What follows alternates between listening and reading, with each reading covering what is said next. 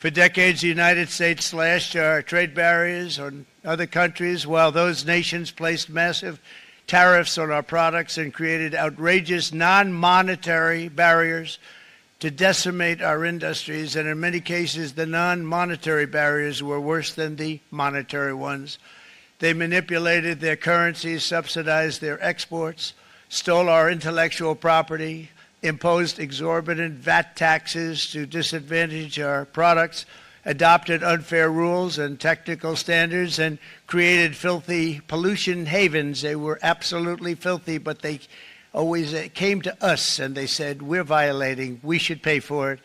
It's all detailed in a very big report by the U.S. Trade Representative on Foreign Trade Barriers, and I'll just hold it up for you. It's available, and you don't have to pay too much. As I understand it, you'll pay nothing.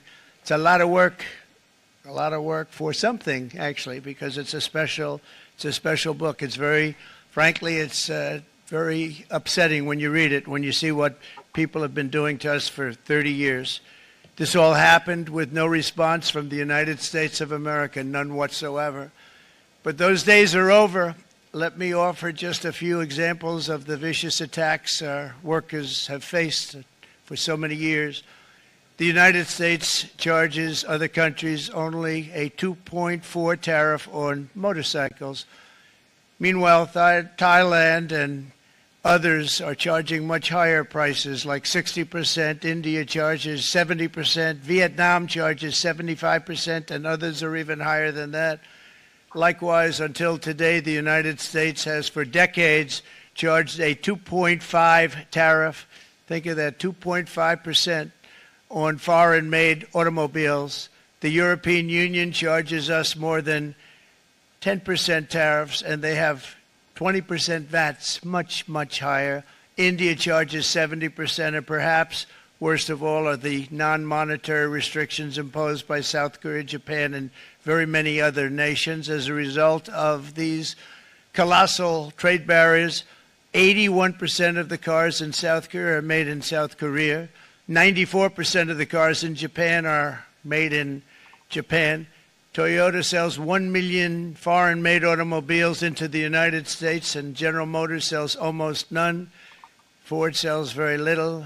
None of our companies are allowed to go into other countries. And I say that, friend and foe, and in many cases the friend is worse than the foe in terms of trade. But such horrendous imbalances have devastated our industrial base and put our national security at risk. Well, hello, everybody, and welcome to the Great America Show. Happy Liberation Day. I'm sorry that we're starting tonight's show talking about tariffs because it's not exactly the most entertaining topic to talk about, but it's very, very important. President Trump taking on a fight that everyone's been so terrified to do for the last 25 or so years. President Clinton, of course, getting us into this, a big part to blame. Being subservient to China, helping them get their feet off the ground and continue to clobber us. But we've been getting killed for the last 25 years. And nobody has had the courage or the fortitude to stand up to what's going on in this country. Now, let's be frank about it. We've outsourced almost everything we could possibly outsource in this country. I mean, we are a nation, and you hear me say this very often on the show, that we run a massive trade deficit. There's no way in the world, the number one world economic superpower, the number one country of crude oil export, is running a trade deficit in their country. That literally means, folks, in layman terms, that we can't produce anything in our country because we're subservient on everybody else to make it for us. Now, whether it be the slave labor they use, talking about China, and the Uyghurs that they use to produce our products. Nike outsources 100% of their clothing. You ever see anyone wearing those Olympic outfits, the USA Olympic T-shirts or jackets? Yeah, those are made in China. They outsource everything. You've got Apple. I think the last number we saw for Apple was about 95% of their products are outsourced. General Motors, an American company, outsources a massive amount of their work to Mexico and Canada because it's cheaper. So these are American companies based here in America who have sold out time and time again to the corporatists, to the elitists, and the American people. The American people deserve to have jobs. The American people deserve to make a living, an earning that's livable for them. But these corporations, these globalists, have sold out time and time again, and that's why we're in this situation. That's why Donald Trump is taking on this fight. People are saying, why is he taking on Canada? Why is he going after poor old Canada? Well, I invite you to go check out, and I'm not saying you in the audience because you folks are particularly smart. I'm talking about the folks who tune into CNN or MSNBC, and they get their actual news from there. But they'll want you to believe that we're going after Canada. Why are we attacking our friends in Canada? Well, Canada has this quota type system for their tariffs on us. And when they hit certain quotas, their tariffs can go on, to give you an example, dairy, 200%, poultry, 100%, fish. We get a lot of salmon from Nova Scotia, 100%, peanut butter, 20, 30%, sugar, 20, 30%, textiles, 20%. You guys like Lululemon, right? Workout gear, Lululemon, we all wear it, 20% tariff on that. So why should they be allowed to get away with it and we not? Now, Canada, a lot of people don't realize, need us more than we need them. The biggest thing we export from Canada or import into America is crude oil.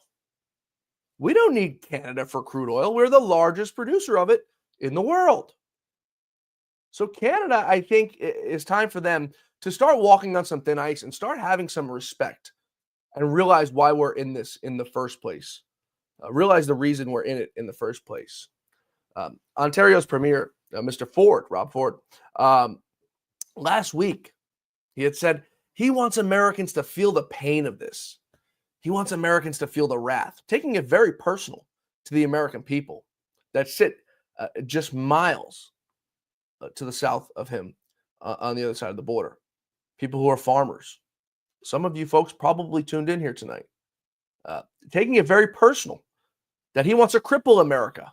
He wants us to hit us where it hurts. But today, as those tariffs went into effect just a few hours ago, in fact, he took a far different tune on early morning television. This is a man last week who, like I said, was all in favor of hurting America. He wanted Americans hurt. But today, his tone, like I said, far different. Take a listen. Let's sit down and discuss this because it's just going to hurt American jobs. I can't stress it enough.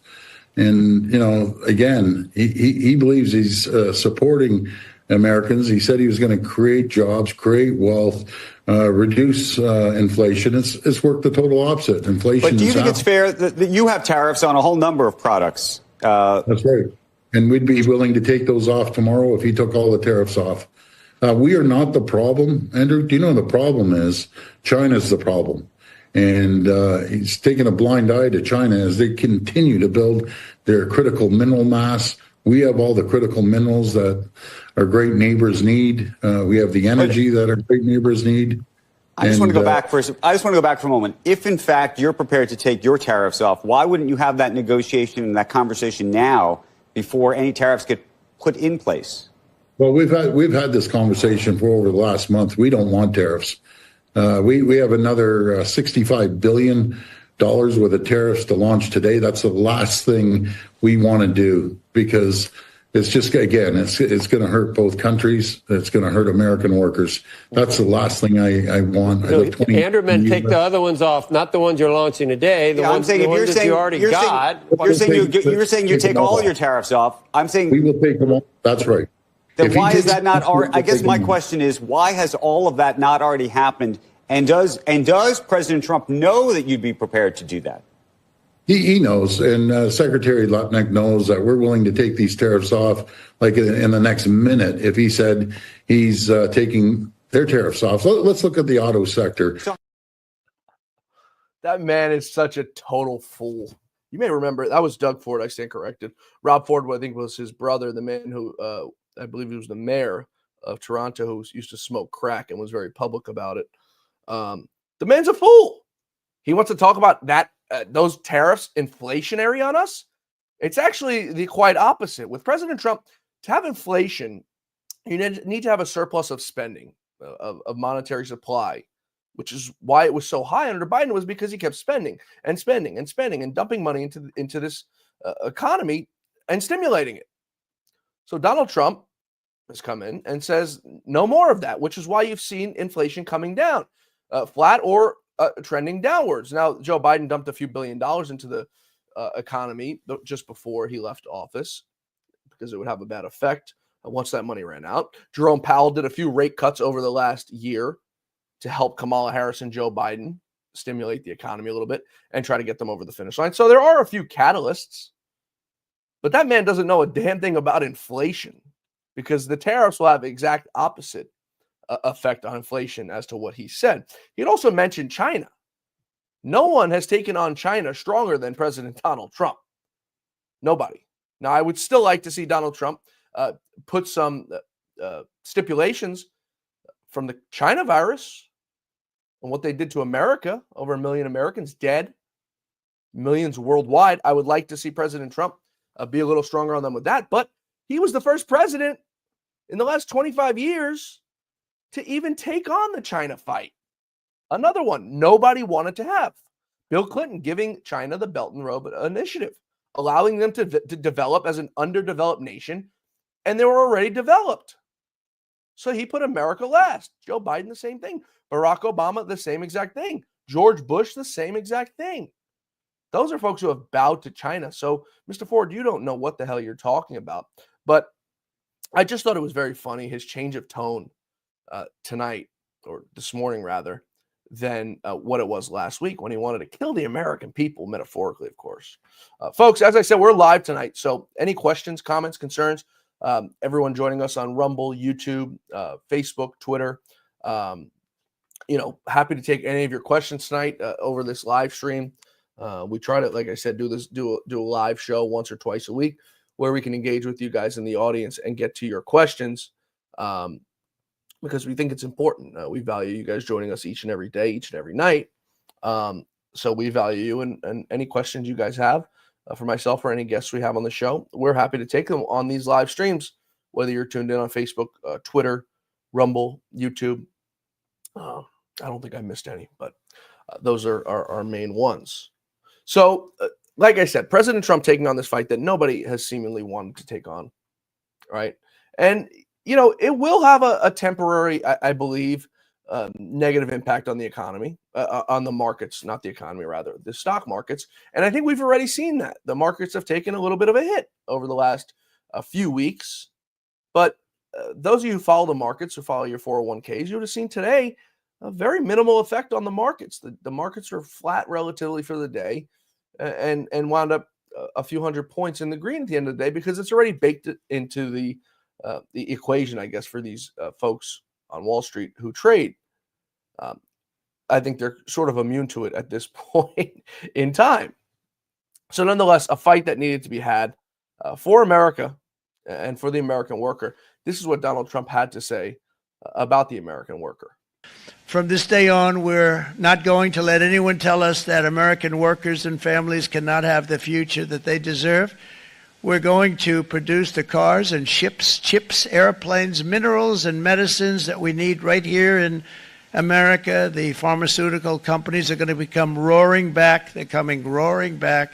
They're all coming back to our country, because if they don't, they got a big tax to pay. And if they do, I'll be very happy, and you're going to be very happy, and you're going to be very safe. We're going to build our future with American hands, with American heart, American steel, and we're going to build it with American pride like we used to. It's very simple, folks. You hear the Democrats who don't know a damn thing. You've got AOC advocating for them on economics, a woman who can't even spell economics. Here's the thing. There's a built-in profit margin on any single product, every single product you own, from factory to wholesale to MSRP. It gets marked up a little bit each point along the way. Okay, so if it's a 10% tariff or it's a 15% tariff, it's not going to go directly to the consumer at 15 or 20%. Anyone to say that is a total fool. I mean, it's absurd to think that if a 20% tariff is put on China, that everything that comes from China is going to be 20% more. But that's what the Democrats want you to believe. They truly want you to believe that Donald Trump is going to raise the price of eggs or the price of chicken or the price of our Apple computers or the price of cars. Now, the cars will probably take the biggest hit, but in the grand scheme of things, when you look at it, how often do you buy a car? Once every 4 years, once every 5, 10 years. Okay. How often the next biggest thing will probably be computers or phones. How often do you buy a phone, a computer? For me, probably every 5 years. Same as a car. Heavy machinery. It's time to start bringing these things back in America. Caterpillar, one of our biggest manufacturers, goes out there and chirps the American this, the American that, and then they go make their stuff in China. So who's to blame for this whole entire thing? It's not Donald Trump. He's the last person who should be taking the blame for this. It's these corporations who have outsourced over the last years, 25 years or so, and outsourced and sent everything over to China and Vietnam and Cambodia. Those are the people that we should be blaming. Those are the people who should bear the brunt of this, not the man who is standing up for the American worker, those union workers. You know, that was always something that blew my mind, is the union workers, the UAW, or any union worker. How they can support any Democrat, how they can let their union president support any Democrat, knowing damn well that every single thing they do, the Democrats want to offshore and outsource out of this country. The auto workers union were against, they didn't endorse Trump in the first time or the second time. Why? Those people are in favor of losing their jobs, of getting hours cut to go outsource up to Canada or to outsource down to Mexico. I drive a Jeep Wrangler. If you look inside the door, it says parts assembled in Mexico. This is an American company. It's pathetic that this is what it's come to. So some of those reciprocal trades that President Trump has put on, I'll go through just a few of them for you guys to get a grasp of what they do to us. China right now has a 67% tariff on us. Okay. That's aside from their currency manipulation that they've been doing for a very long time. So 67% tariff on us from China. President Trump today, 34% back at them. European Union, 40% tariff, almost 40% tariff on us. President Trump back at them with 20%. Vietnam, 90% on America. Trump hitting them back with 46%. Taiwan, another one, 64%. They're getting a 32% tariff. I mean, how do these people think they get away with this? Bangladesh, where I have to assume it's mostly on textiles, 74% tariff. We hit them back with a 37% tariff. That's not something they're going to be able to sustain. South Africa, they have bigger problems right now with their human rights abuses that they're doing down there. But 60% tariff on us from South Africa. Trump has hit them back with a 10%. Bangladesh, 74%, 37%. Cambodia, 97% tariff on America. 97%. Who would have negotiated something like that? What U.S. president, what U.S. trade rep would have went into a meeting with Cambodia and said, that's fine, we'll take the 97% tariff? Who in their right mind would do something like that? But Donald Trump's the bad guy? I mean, make it make sense, folks. Sri Lanka, 88% tariff. We're hitting them back with 44%. So they're going to start feeling it, these countries. Just today alone, you saw the Premier of Ontario saying that he's happy to pull the tariffs right away. You have Israel already pulling their tariffs on America. And you had President Sheinbaum of Mexico saying that she will not reciprocate with tariffs on America as revenge. Smart on her, because it's going to hurt these people. It's going to hurt their people in the country who need jobs. Now, Mexico is a different story. The place is corrupt as hell, but it's going to hurt the folks that are employed in those countries. So it's best everyone start playing ball. and get to the bottom. Now, President Trump doesn't care about the globalists or anything they have to say or their opinion on anything. This is what he had to say to them today. In the coming days, there will be complaints from the globalists and the outsourcers and special interests and the fake news. Always, the fake news will always complain. But never forget, every prediction our opponents made about trade for the last 30 years has been proven totally wrong. They were wrong about NAFTA. They were wrong about China. They were wrong about the Trans-Pacific Partnership, which would have been a disaster if I didn't terminate it. If I didn't terminate that, United Auto Workers, you would have had no jobs in this country. You would have had no jobs. It was all going to other countries. In my first term, they said tariffs would crash the economy. Instead, we built the greatest economy in the history of the world. And again, I have great respect for President Xi of China, great respect for China, but they were taking tremendous advantage of us, and I commend them for that. I say, hey, if you can get away with it, that's okay. But, they understand exactly what's happening, and they probably, most of them are saying it's about time they did something, but, and they're going to fight, and they're going to fight fair. Everyone's going to fight. It's like, I say to the leaders, look, you got to take care of your country, but we have to start taking care of our country now. We can't do what we've been doing for the last 50 years. And taking care of America is what he's doing. The whole point of this exercise, this tariff exercise, is to onshore jobs back to America, to stop running deficits, to stop running trade deficits, to stop running $2 trillion deficits on the balance books, on the balance sheet. That's the whole point of this exercise. It's to bring investments back into America, to get your kids, your grandkids, and anybody else to come jobs. High-paying jobs, skilled jobs. But the Democrats don't see it that way. They see it as Donald Trump doesn't know what he's talking about. But time and time again, they were the ones who were wrong. And they're wrong again this time, and they won't admit it. Because companies are already starting to come back to America. And new companies from other countries now say they want to come to America and build here and make here. Take a listen. Here are just a short list of some of the companies that have already announced and committed to investment. And this is a company that built its factories and its plants in China. Apple is going to spend $500 billion. They never spent money like that here. They're going to build their plants here. SoftBank, OpenAI, and Oracle, great companies, are investing $500 billion almost immediately. NVIDIA, a hot company, is investing hundreds of billions of dollars. They just announced. TSMC, the biggest, most important company in the world of chips from Taiwan, with no investment from us, is investing $200 billion. And they said the reason was, number one, the election of November 5th, and number two, the tariffs. They don't want to pay the tariffs, and the way they're not paying it is to build their plant here. So we're going to go from almost no percentage. We used to have 100% of the chip market. Now it's all in Taiwan. Almost all of it's in Taiwan. A couple of other countries, but mostly in Taiwan. And think of it. We had 100%. We lost it because of people in that office that didn't do their job. They allowed it to be stolen from us.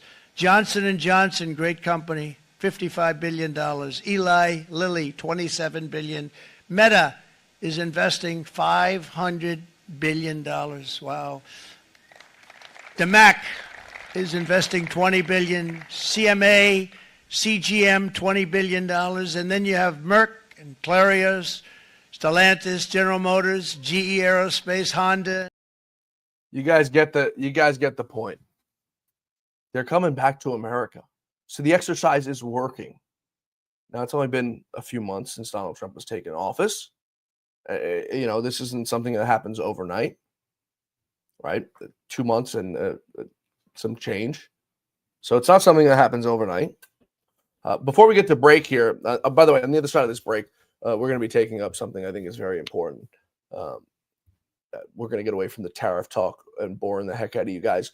But like I said, I think it's a very important topic that we all be educated on, because we all have liberal friends. We all have dumb Democrat friends. And we need to be able to have conversations with them and explain to them what's going on in this country. We need to explain to our children what's going on in this country because nobody else is. Nobody else is explaining to them because they don't care. We have one of the worst education systems, in my opinion, in the world here in America. So it's up to us to teach our children and teach our adolescents what's going on in this country because we know damn well the schools aren't teaching them what's going on. So on the other side of this break, we're going to be taking up the issues the Republican Party is having right now and the issues they're going to have down the road. And they are very, very big ones. Because regardless of what Steve Bannon tells you, Donald Trump is not running for re-election again in 2028. I know we all wish there was a way it can happen, but it can't. So we're going to deal with reality and let that sit in. Now, Donald Trump has mentioned it. It's a trolling mechanism. It's what he's good at, and the Democrats fall for it every time. As you hear me say on this show, it's the banana in the tailpipe, the old Eddie Murphy Beverly Hills Cop maneuver. So before we go to break, I want to take some comments here and questions. Shout out to Fall Girl joining us on Rumble. Hold China accountable for COVID. Get him, Trump, once and for all. Yeah, I agree with you. We certainly need to hold China accountable for what they've done. Millions of people, over a million here in America. I'm sure each and every one of us on this show knows somebody who had died or a friend of somebody who knows somebody who died of COVID. It's no joke. It was no joke. And China sent it here, in my opinion, intentionally. And they need to feel the wrath. I don't think it's something that we should allow them to get away with. I put that up here with securing our elections and going back and looking at the 2020 election. So I'm with you on that, Fall Girl. Billy Taggart on Facebook. Ford is Klaus Schwab's sock puppet and crook, posing as a conservative, as he fully demonstrated during the fake pandemic. He made a fortune flagging COVID signage and stickers during the fake pandemic. WF mandates. Him pushed back and exploited them for his own gain while destroying tens of thousands of Canadian small businesses and the lives of millions of Canadians. He's an actor and not a very good one. Yeah, absolutely. Schwab is among some of the worst. I mean, the destruction he's done to the world. But I think we're going to start to see a change in that. It's not just Donald Trump. He's woken up, I think, the world. And I say woken, not a word, but you get it. But he's waking up the world on everything that's going on and the taking advantage of us and how the globalists have this agenda to make it a one world power. And I hate to break it to you guys who are all in favor of that, but if it did ever come to a one world economic power, America wouldn't be running the show. Make no mistake. It'd be one of those socialists in the European Union, and America would cease to exist after that. So make no mistake, to the globalists who want a one world power, those days are over, first of all. Done. Klaus Schwab is done. His World Economic Forum, in my opinion, is done. Maybe he'll still get Paul Ryan and his little boys to go out there and visit.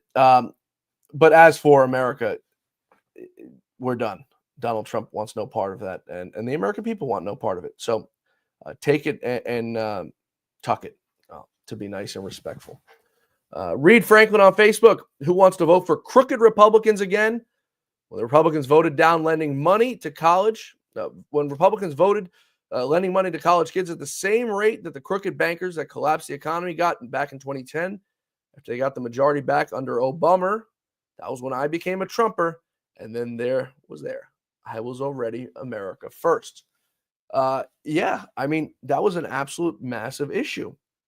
But we're seeing, I think, a resurgence. So those of you guys who tuned in to my episode yesterday with Jerry Storch, the former CEO of Toys R Us, we've got to look at credit card debt right now in America, among everybody, among our kids, among the elderly, is where it's absolutely skyrocketing. And the elderly are not going out and spending it on booze and nightclubs. They're spending it on bare necessities, utilities, housing needs. So it's a real issue that we need to start addressing here in this country, because it's going to awfully end up just like the mortgage crisis did, I believe, in 2008. It's unsustainable, like our national debt. Folks, I want to take a quick break here. When we return, as promised, I want to go into those RINOs who are ruining the Republican Party and their path forward and how the Republicans are going to fare without Donald Trump being on the ballot in the next presidential election. What are they going to do? Any questions you guys have, feel free to put them in the chat. Think about it while we're here on a quick commercial break. Take a listen to my good friend Mike Lindell. We're coming right back. This past year has been one of the hardest in MyPillow's history. It's because of you that we're making it through. My employees and I want to thank you for your continued support by extending our wholesale prices on classic MyPillows. Get standard classic MyPillows only $14.98. I can't believe I'm even saying that. Only $14.98. But it gets even better. Upgrade to a queen size MyPillow for just $18.98. King size only $1 more. Get my body pillows $29.98 and multi-use MyPillows for only $9.98. So go to mypillow.com or call the number on your screen. Use your promo code to take advantage of these wholesale prices, including my standard size MyPillow, originally $49.98, now only $14.98. Queens $18.98, Kings only $1 more. Not only that, order $75 or more, ship absolutely free. From all of us here at MyPillow, thanks America! Thank you, folks, for staying with us for that quick commercial break. Like I said, any questions, comments, concerns you guys have, feel free to put them in the chat wherever you guys are tuning in. YouTube, Rumble, Twitter, Facebook. We're happy to take them throughout the duration of the show. So now I want to turn to our next topic of tonight. And as you guys can probably already tell, we don't have a guest tonight because I felt it was important to dedicate this show to the tariffs and to what happened last night in Florida and Wisconsin. Now you're sitting here saying probably, what do you mean? What happened in Florida? We won both races, right? We're going to get into that and the issues that I see that we had in Florida. But it all stems from one thing: lazy RINO Republicans who do not want to work. For the last 10 years or so, they've been able to ride the coattails of Donald Trump up and down the ballot for 2 presidential elections, 3 rather, I stand corrected, 2016, 2020, and 2024. They were able to ride his coattails. But as I said, in 2028, it's going to be far different. Donald Trump's not going to be on that ballot. It's going to be the first time in 12 years, 3 election cycles for president, that Donald Trump will not be on the ballot. And I think that's going to pose a very big issue for these Republicans, for these RINOs. And I say Republicans in air quotes. It's going to be interesting to see what happens, whether it's J.D. Vance or Marco Rubio or somebody else. Are they going to embrace the MAGA agenda? Because I don't think it's a regular Republican Party anymore. I don't think there's a Republican Party anymore. I think there's MAGA and there's RINO. And that's what makes up the Republican Party. And obviously it's MAGA within the Republican Party that's dominating, right? Because you've seen every RINO seemingly, not everyone, but a massive amount of these RINOs seemingly start to disappear off the political spectrum. Liz Cheney, Kinzinger, the rest of them. So, it's the MAGA folks and it's the RINOs. So what are they going to do in 2026? Are they going to revert? And this is what terrifies me, because this is what I believe is going to happen. And I hope I'm wrong. But I think these people are going to try to revert back to our old ways in the Republican Party. The country club Republican is what Roger Stone, my good friend, likes to call them. The country club Republicans. So I think that's what they're going to try to revert back to. And I, like I said, hope to God I'm wrong. But you have so many indicators, and you have Mike Johnson running the House of Representatives right now. He sent the House on a break this last week for absolutely no reason. They've been in 3 months. They've done absolutely nothing. Not a thing. I mean, it's a shame. Mike Johnson has this leash on him that's just miles long, and he's running rampant, able to do whatever he wants. And what people don't realize is we have a very short window here.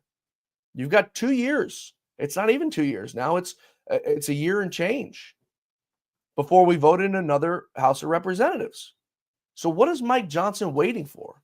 When does he want to get legislation through? After the 2026 election? between that October and January swearing in date.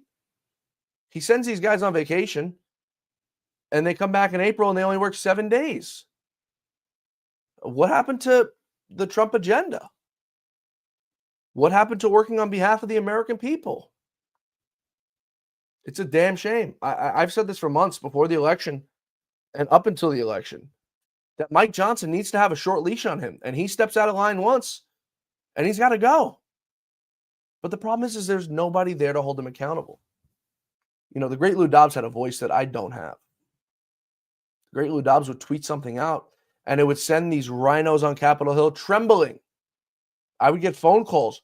Please tell Lou to stop. And I would respond back, I'm not telling Lou to do anything. If you want to be man enough to give Lou a call and tell that him yourself, here's his number. And Lou was always respectful. He always gave everyone the same respect they gave him. He was never disrespectful. It was nothing ever personal. It was always on policy. And I would tell them, you give Lou a call. I'm not doing it. Because I'm not going to be the one to get yelled at when he says, why didn't you tell them who the hell do they think they are telling me what to do? But we don't have a Lou Dobbs like that anymore. We don't have a Lou Dobbs in the world anymore. He's passed the torch, but nobody wants to stand up to these RINOs. I have a group of friends, the Rhino Removal Project, my good friend Leo the Lion, rhinoremovalproject.com, rhinoremovalproject.com. I'll put it up on my Twitter page so you guys can see. They're doing great work. They're raising money right now to target key Senate seats for this next senatorial election to get these RINOs out of there. And it's going to be very directed, very precise on who they target. But we can't go another election cycle with having a Lisa Murkowski in the Senate. We don't have time to have a Susan Collins back in the Senate. Now, months ago, I said to you all, this is what's going to happen. Senator Susan Collins is going to make a key vote on something. At the time, I didn't know what it was. I think I maybe guessed it was going to be some sort of spending bill. And what I said was, because this is the same thing what happened with Brett Kavanaugh when she voted for Brett Kavanaugh. Collins, who's probably like a 50% or 40% voting Republican, a bill is going to come up that's a conservative bill or something, and Collins is going to be the deciding vote, and she's going to sway it, and everyone's going to say, we need to keep Collins. And just as I predicted, we saw what happened with the Senate nominations for President Trump's cabinet members. Collins, who was against all of them seemingly, somehow at the end of the day, found her way to supporting people she never supported. RFK Jr., Kash Patel, she didn't want to support either of them. But somehow at the end of the day, she found herself supporting them. And it's pulled the wool over the Republicans' eyes. And they fall for the banana in the tailpipe. And they say, Susan Collins is a good woman. We need to give her 6 more years in the Senate. And that's that. And then we waste another 6 years. And we let Susan Collins run rampant, doing whatever else she wants, like the RINO she is.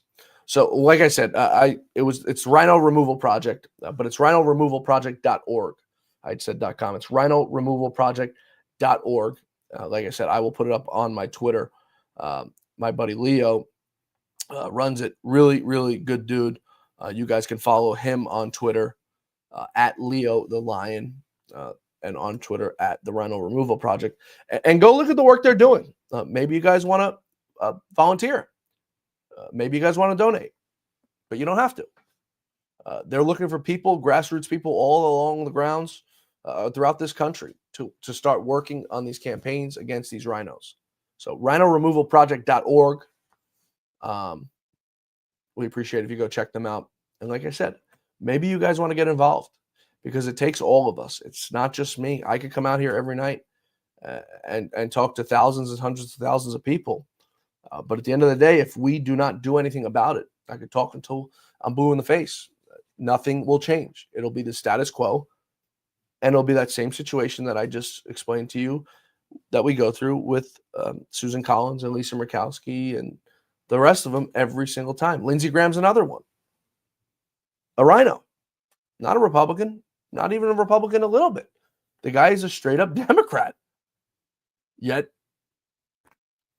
he manages to get President Trump's endorsement. And, it's tough because now it's one person that we have to worry about. It's not a vote that we're going to get on a critical issue. But time and time again, we find ourselves in these situations. So why do I say we're in trouble? So last night we had 2 elections in Florida, one for the seat of Mike Waltz, who's now in the administration, and one for the seat of Matt Gaetz, who's now a TV star over at OAN. And the district 1, Jimmy Petronis, which was Matt Gaetz's district in the Florida Panhandle, Pensacola area, Petronis pulled 57% of the vote. Now, just months prior, Donald Trump pulled 68% of the vote. So 11% change. Now, why is that important?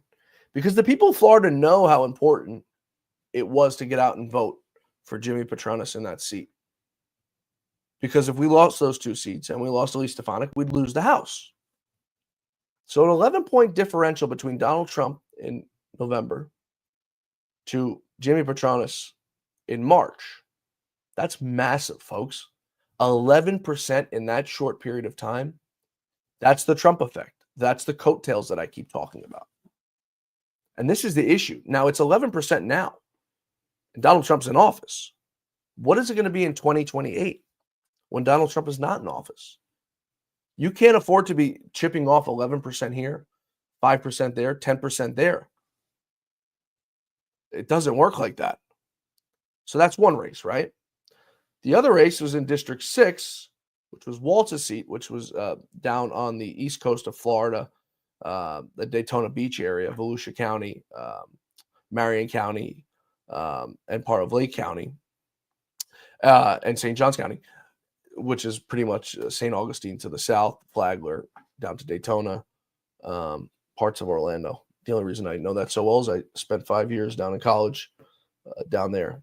So I got to know the area very well. That seat down there, Randy Fine, District 6, Trump carried it 65%. Now, this is speaking from personal experience, a very Republican district. Very Republican. All hardworking Americans, very, very, very Republican. Hell, they have the Daytona 500. They've got Daytona Bike Week, the world famous Daytona Bike Week. Those guys riding around on bikes are not Democrats. They're not fans of transgenders and in sports. These are Republicans. Okay, so Donald Trump won that seat, that district, 65%. Randy Fine comes in at 56%. So you see the same exact thing, that 11%. We can't afford to be doing that. These guys should have won 20 points, 15, 20 points. It's because the voters know how important these special elections are. You lose those races, you lose the House. Simple as that. You lose the House, Donald Trump gets impeached again. And you could bet your bottom dollar that come November of 2026, if the Republicans lose the House, Donald Trump is going to be impeached. I would put it at probably 100%. There's no way they let Donald Trump go again and not impeach him. There's no way. So the voters know what's going on. They know. There's no other way to put it. We've got another comment on Facebook from Kate K9. We won't repeat it, but she says I'm a jerk because she thinks the GOP won pretty convincingly in Florida races. Why is Mike My Pillow involved in his tagline? I'm not sure what this person's talking about, but they didn't win convincingly. Yes, on paper they did, but in the grand scheme they didn't. And if you don't want to open up your eyes to that, that's fine. You're going to wake up in 2026 and you're going to wake up in 2028 and realize that. I don't want to be right about this stuff. Trust me. I really don't. But I spent a very long time in politics at the start of my career running political campaigns. And I know this stuff inside and out. And I'd verse the great Lou Dobbs on it. He'd call me and ask me, What's going on here? What's going on in this race? What do you think this looks like? What do you think that looks like? And we talk for hours on certain things. So we need to wake up, and I'm not saying this speaking down to anybody, but I'm saying it from the standpoint that we need to wake up and smell the coffee. The Republicans need to wake up and smell the coffee before it's too late and stop trying to revert back to those old Republican ways. That party's gone. It's dead. Like I said, it's the MAGA party and it's the RINO party, and that's under the umbrella of the Republican Party. So you've got to choose what you want to do. And if you want to be part of that RINO party, that's fine. Go ahead and switch and become a Democrat, because a RINO is a Democrat. There's no disguise anymore. RINO used to be a disguise. There's no disguise anymore. These people are all out Democrats. So if that's how you want to run it, switch your party now and take the mask off if you're one of those members of Congress who want to do that. Because the American people, over 70 million of them, voted for the MAGA agenda. And if you guys don't get on board, you're going to learn the hard way. So Republicans have to wake up. Now, the other race that took place last night was in Wisconsin. And that was for a Supreme Court seat. And in the coming days, we're going to have on Justice Michael Gableman. Some of you may know him on this show. He was a justice on the Supreme Court in Wisconsin.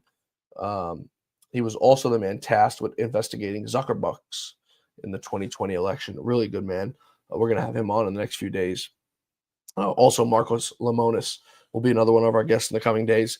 CEO of Camping World, the man who's being fined every day for having an American flag on the grounds of his property.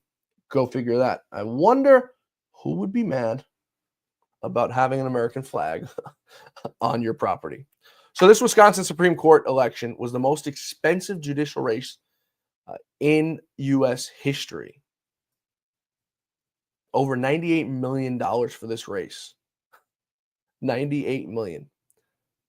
I mean, that's insane. And that's just on candidate spending, not including outside money spent by other people.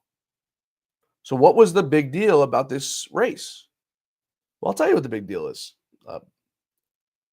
The folks in Wisconsin want a gerrymander.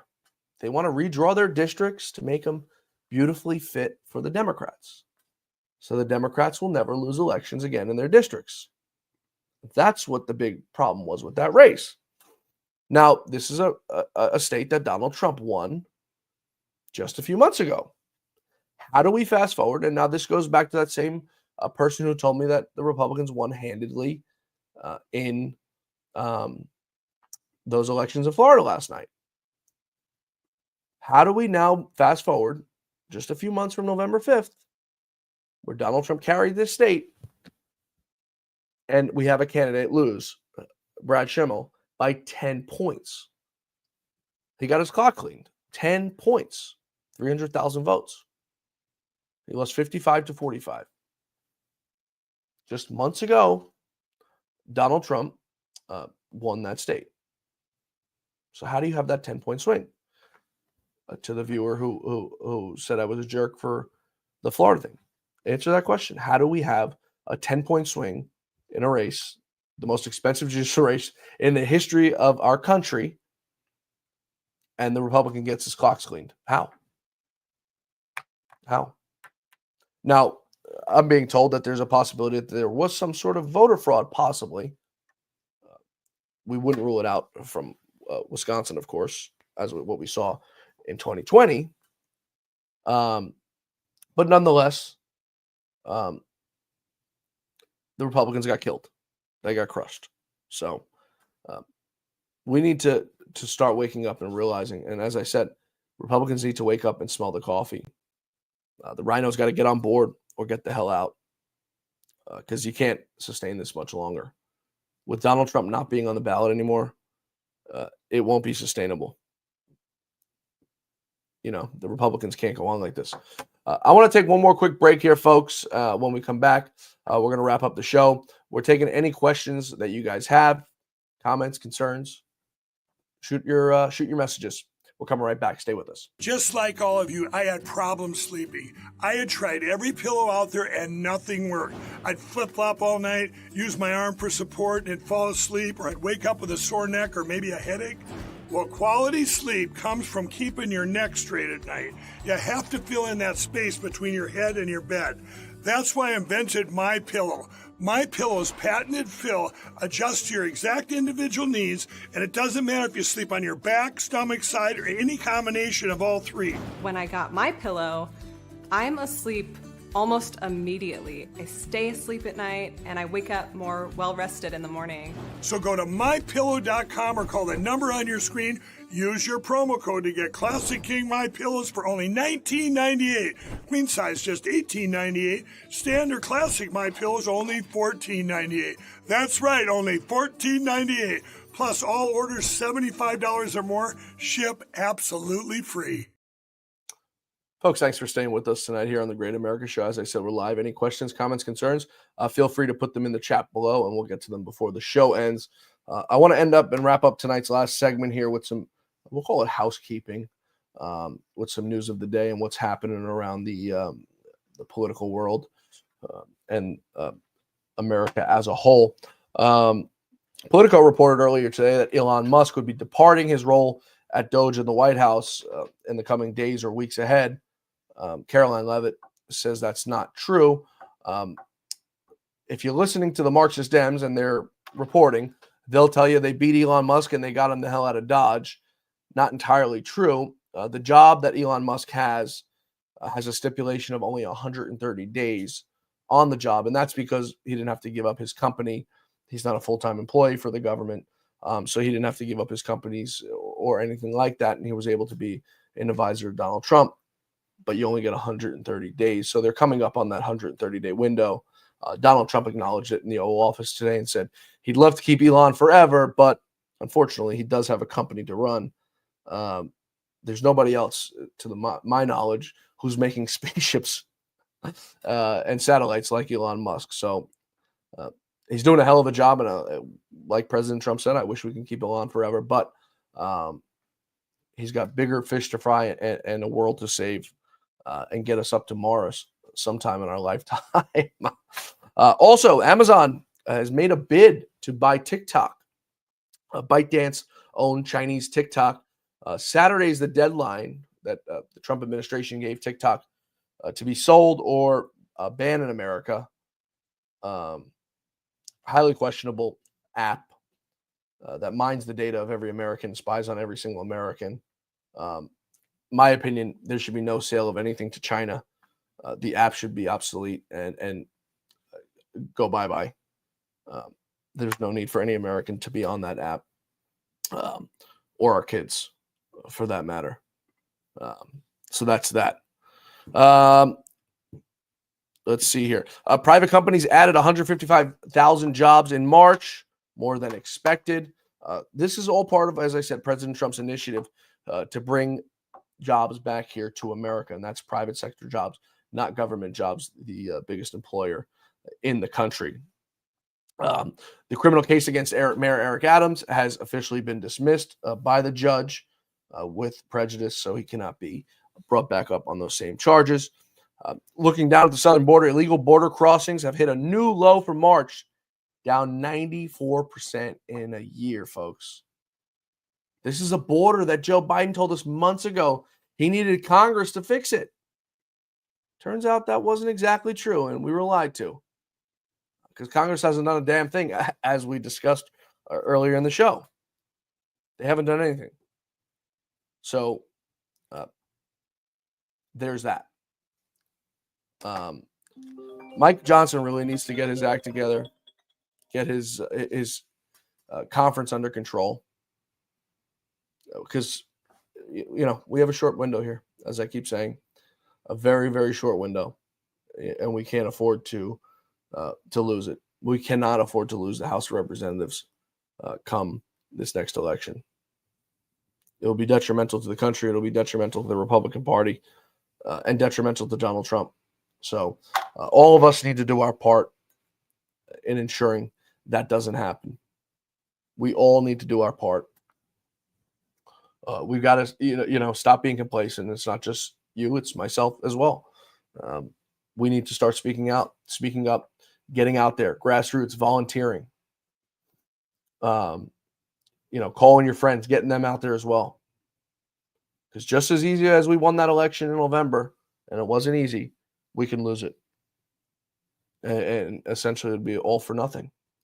Because the rate we're going right now with Congress and Mike Johnson and the boys, nothing is getting done.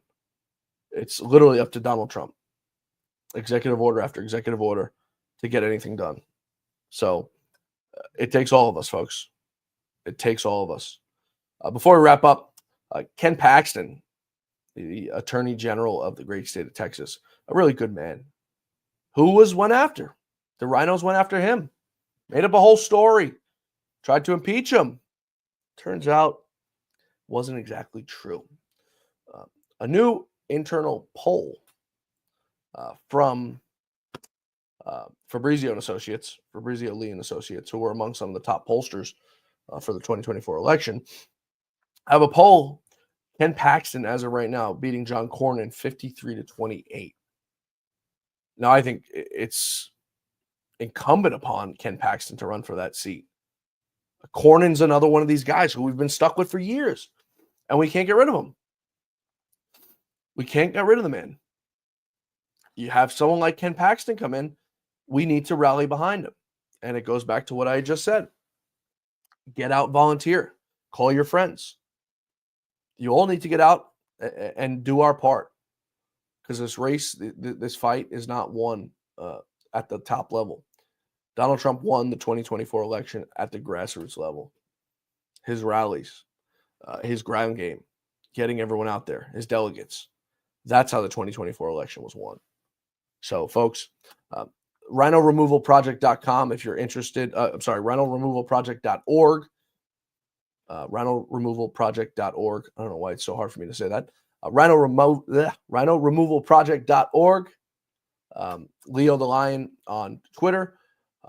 If you want to donate, if you want to reach out, if you want to volunteer, they're organizing ground groups right now as we speak to start targeting Senate races for the 2026 election, House races for the 2026 election, to get rid of these RINOs once and for all, folks. To get rid of them once and for all. And once we do, I think that the party will have that longevity. They'll have that strength and not have to worry about going back to the country club Republicans, the John McCains, the Mitt Romneys of the world. So it takes all of us, folks. I know I sound like a broken record, but it truly takes all of us. It takes an army, is what the great Lou Dobbs used to say, and his wonderful wife, Debbie. It takes an army. We can't do it on our own. Call your friends, call your family members, your kids who are of age, get them out there and teach them. Teach them the importance of winning. Teach them the importance of saving this country, folks. So that's all for us tonight. We hope you'll join us back here tomorrow for the Great America Show, where our quest for truth, justice, and the American way continues. The fight has only just begun, folks. Donald Trump may have won, but the fight has just begun. We'll see you back here tomorrow for the Great America Show. Until then, may God bless you, may God bless America, and may God bless the great Lou Dobbs. Thanks so much for tuning in tonight, folks. We really appreciate it. Have a great night. We'll see you tomorrow.